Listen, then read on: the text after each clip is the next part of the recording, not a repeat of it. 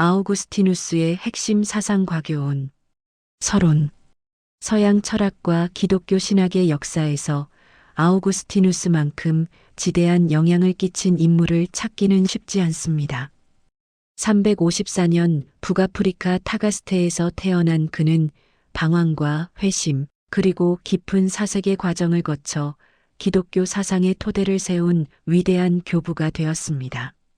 그의 사상은 단순히 신학적 논의에 그치지 않고 인간 존재의 본질, 시간과 영혼의 문제, 악의 기원, 자유의지와 은총의 관계 등 철학의 근본 문제들을 다루고 있습니다. 아우구스티누스의 사상을 이해하기 위해서는 그의 삶의 여정을 함께 살펴보아야 합니다. 그는 젊은 시절 마니교에 빠져 있었고 이후 회의주의와 신플라톤주의를 거쳐 마침내 기독교로 회심했습니다. 이러한 지적 편력은 그의 사상에 깊은 흔적을 남겼으며 특히 플라톤 철학과 기독교 신앙의 종합이라는 독특한 사상 체계를 구축하는 데 결정적인 역할을 했습니다. 인간 존재와 내면성의 발견. 아우구스티누스 사상의 출발점은 인간 존재에 대한 깊은 성찰입니다. 그의 대표작 고백록은 단순한 자서전이 아니라 인간 내면을 탐구한 최초의 본격적인 작품입니다. 여기서 그는 나는 나 자신에게 하나의 큰 물음이 되었다라고 고백하며 자아 탐구의 여정을 시작합니다. 아우구스티누스에게 진리를 찾는 길은 외부 세계가 아닌 내면으로 향합니다. 밖으로 나가지 말고 내 자신 안으로 돌아가라. 진리는 인간의 내면에 거한다는 그의 유명한 말은 서양 철학사에서 주체성과 내면성을 발견한 최초의 선언으로 평가받습니다. 이는 데카르트의 코기토 이전에 이미 자아의식의 확실성을 발견한 것이라고 할 수 있습니다. 그는 인간의 마음을 분석하며 기억, 지성, 의지라는 세 가지 능력을 구분했습니다. 특히 기억에 대한 그의 통찰은 놀라울 정도로 현대적입니다.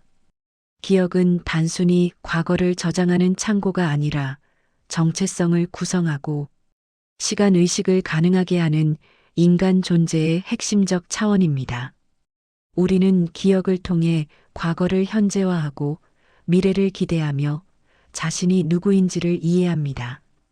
그러나 아우구스티누스가 발견한 인간의 내면은 단순히 밝고 투명한 것이 아닙니다.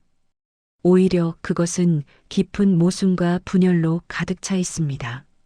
그는 나는 내가 원하는 선을 행하지 않고 원하지 않는 악을 행한다는 사도 바울의 말을 자신의 경험으로 확인합니다.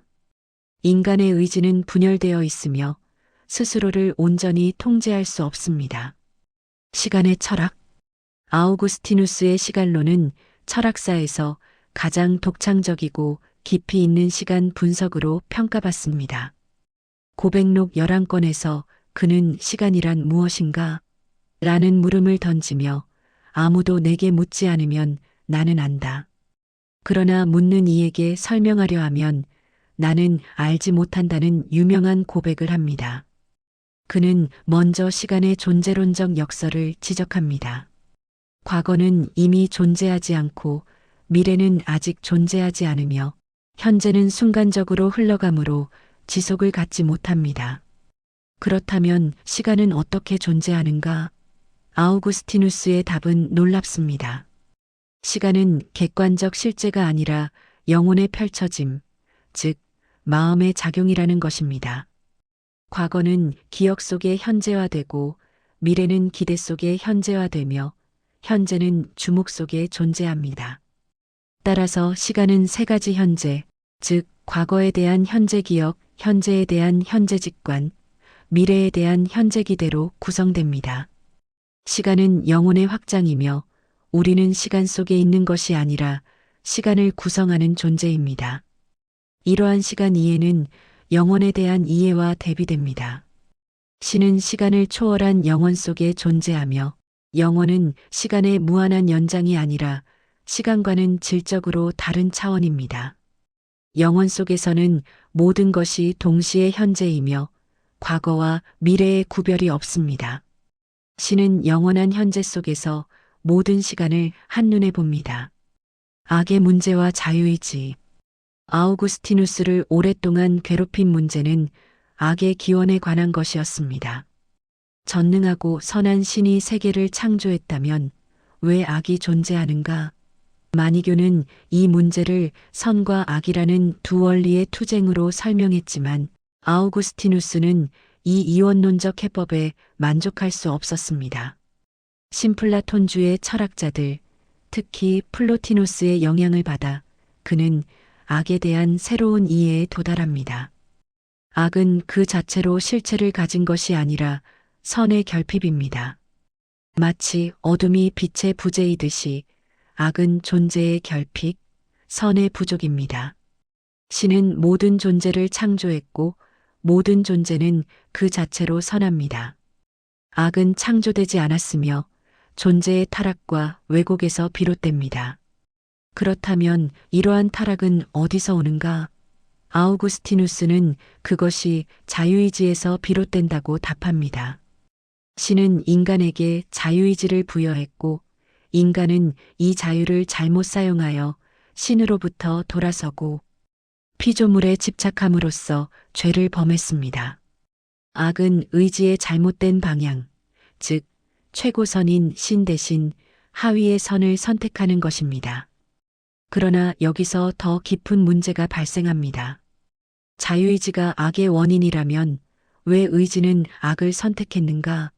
완전하게 창조된 의지가 스스로 타락할 이유가 무엇인가? 이 질문에 대해 아우구스티누스는 궁극적 설명을 제공할 수 없다고 인정합니다. 악의 기원은 설명 불가능한 신비이며 그것은 이성의 빛이 미치지 못하는 어둠입니다. 은총과 예정론. 아우구스티누스의 사상에서 가장 논쟁적인 부분은 은총론과 예정론입니다.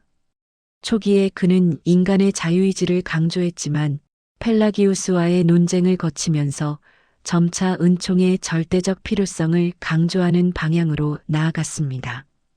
펠라기우스는 인간이 자신의 노력으로 죄를 피하고 의로움에 이를 수 있다고 주장했습니다. 그러나 아우구스티누스는 이를 단호히 거부했습니다. 아담의 원죄로 인해 인간의 본성은 근본적으로 손상되었고 이제 인간은 스스로의 힘으로는 선을 행할 수 없습니다. 의지는 자유롭지만 죄로 인해 선을 향할 능력을 잃었습니다. 구원은 오직 신의 은총에 의해서만 가능합니다.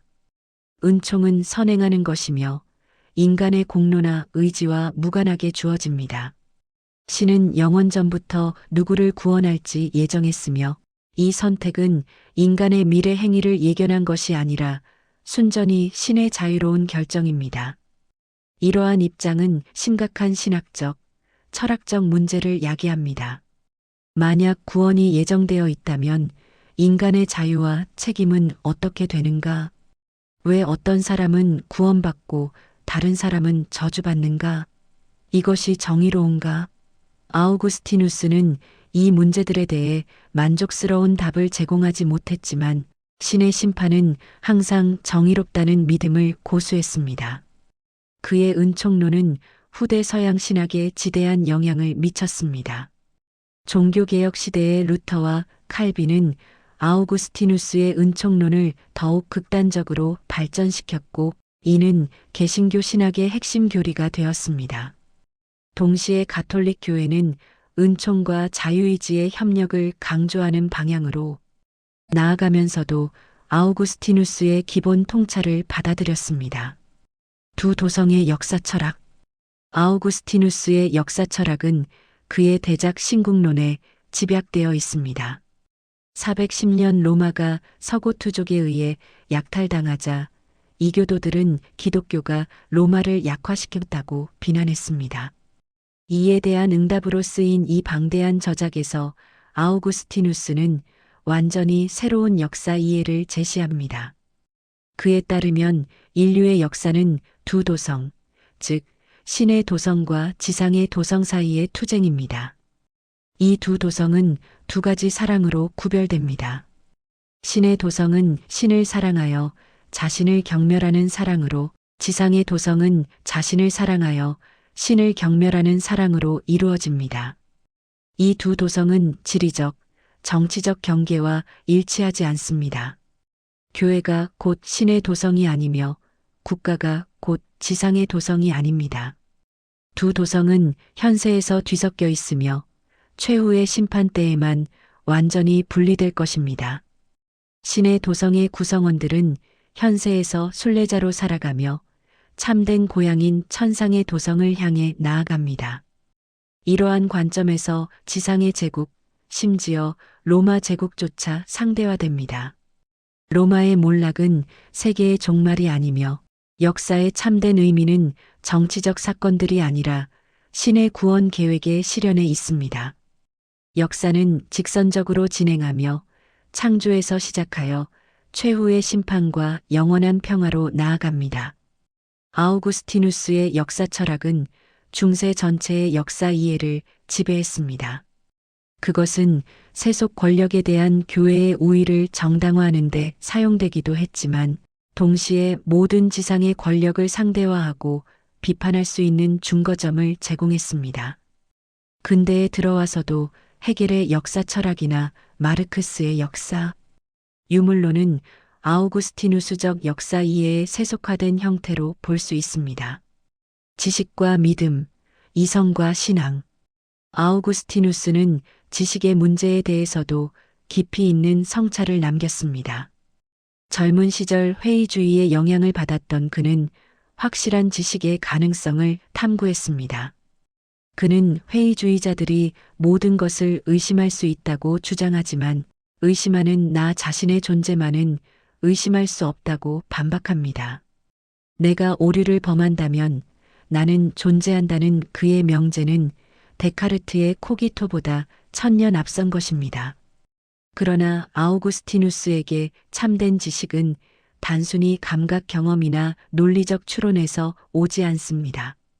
플라톤의 이데아론을 기독교적으로 재해석하여 그는 영원한 진리들이 신의 지성 안에 존재한다고 주장합니다. 우리가 수학적 진리나 도덕적 원리를 인식할 수 있는 것은 신이 우리의 정신을 비추기 때문입니다. 이것이 그의 유명한 조명설입니다. 이성과 신앙의 관계에 대해 아우구스티누스는 이해하기 위해 믿는다는 원리를 제시합니다. 신앙은 이성에 대립하는 것이 아니라 이성을 가능하게 하는 토대입니다. 우리는 먼저 믿음으로 시작하여 점차 이해로 나아갑니다. 동시에 믿기 위해 이해한다는 것도 참입니다. 신앙과 이성은 상호 보완적입니다. 그는 성서 해석에 있어서도 중요한 원칙들을 수립했습니다. 성서는 문자적으로만 읽어서는 안 되며 영적 의미를 찾아야 합니다. 성서의 모든 구절은 사랑의 계명에 비추어 해석되어야 하며 이 원리에 어긋나는 해석은 잘못된 것입니다. 이러한 해석학적 원리는 중세 신학의 기초가 되었습니다. 삼위일체론. 아우구스티누스의 신학적 업적 중 가장 중요한 것은 삼위일체론입니다. 이 방대한 저작에서 그는 기독교의 핵심 교리인 삼위일체를 철학적으로 해명하려 시도합니다. 어떻게 신은 하나이면서 동시에 셋일 수 있는가? 그는 인간의 정신 구조에서 삼위일체의 유비를 찾습니다. 기억, 지성, 의지는 세 가지 능력이지만 하나의 정신을 구성합니다. 또한 사랑하는 자, 사랑받는 자, 사랑 자체라는 사랑의 구조도 삼위일체의 모형입니다. 이러한 유비들을 통해 아우구스티누스는 삼위일체의 신비를 인간의 이해에 접근 가능하게 만들려 했습니다. 그의 삼위일체론은 서방 교회의 표준이 되었으며 동방 교회의 전통과는 다른 특징을 갖습니다. 동방 신학이 세 위격의 구별을 강조한 반면 아우구스티누스는 신의 단일성과 본질의 통일성을 더 강조했습니다. 이러한 차이는 후에 동서교회 분열의 한 요인이 되기도 했습니다. 교회론과 성례전. 아우구스티누스는 도나투스파와의 논쟁을 통해 교회론을 발전시켰습니다. 도나투스파는 교회가 성인들의 공동체여야 하며 배교한 성직자가 집행한 성례는 무효라고 주장했습니다. 이에 대해 아우구스티누스는 교회가 성인들과 죄인들이 섞여 있는 공동체라고 반박했습니다. 그는 성례의 유효성이 집행자의 개인적 자질에 달려있지 않다고 주장했습니다. 성례의 유효성은 그것을 제정한 그리스도에게서 나오며 성직자는 단지 도구일 뿐입니다. 이러한 입장은 가톨릭 교회의 성례 신학의 토대가 되었습니다. 동시에 그는 교회 밖에는 구원이 없다는 원리를 확립했습니다. 물론 여기서 교회는 가시적 제도로서의 교회가 아니라 신의 도성, 즉 참된 신자들의 공동체를 의미합니다. 그러나 이 원리는 후대에 제도 교회의 권위를 강화하는 데 사용되었습니다. 언어와 기호의 이론. 아우구스티누스는 언어와 기호에 대해서도 선구적인 이론을 전개했습니다. 기독교 교양에 대하여에서 그는 모든 것을 사용되는 것과 향유되는 것으로 구분합니다. 향유되어야 할 유일한 것은 신이며 다른 모든 것은 신에게 이르는 수단으로 사용되어야 합니다. 언어는 기호 체계이며 기호는 그 자체가 아니라 다른 무엇을 가리킵니다.